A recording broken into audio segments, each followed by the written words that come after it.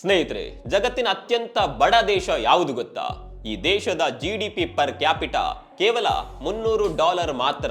27,000 square ಕಿಲೋಮೀಟರ್ನಲ್ಲಿ ಆವರಿಸಿರುವ ಈ ದೇಶದಲ್ಲಿ 1 ಕೋಟಿಗೂ ಹೆಚ್ಚು ಜನ ವಾಸ ಮಾಡ್ತಾ ಇದ್ದಾರೆ.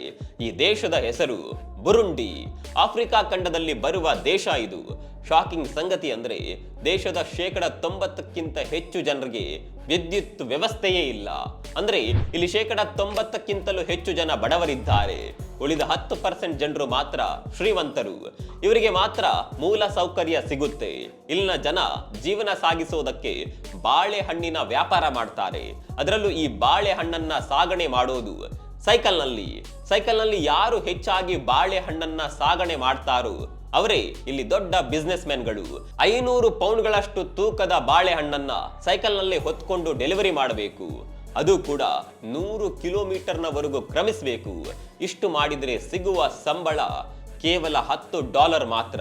ಇಲ್ಲಿ ಸೈಕಲ್ ಇದ್ದವರು ಕೂಡ ಒಂದು ಮಟ್ಟದ ಶ್ರೀಮಂತರು. ಸೈಕಲ್ ತೆಗೆದುಕೊಳ್ಳೋದಕ್ಕೆ ಕೂಡ ಇವರ ಬಳಿ ಹಣ ಇರೋದಿಲ್ಲ. ಇಲ್ಲಿನ ರಸ್ತೆಗಳ ಪರಿಸ್ಥಿತಿ ಅಂತೂ ಕೇಳೋದೇ ಬೇಡ. ಈ ದೇಶದ ಪರಿಸ್ಥಿತಿಯ ಬಗ್ಗೆ ನಿಮ್ಗೇನನ್ಸುತ್ತೆ ಕಾಮೆಂಟ್ ಮಾಡಿ.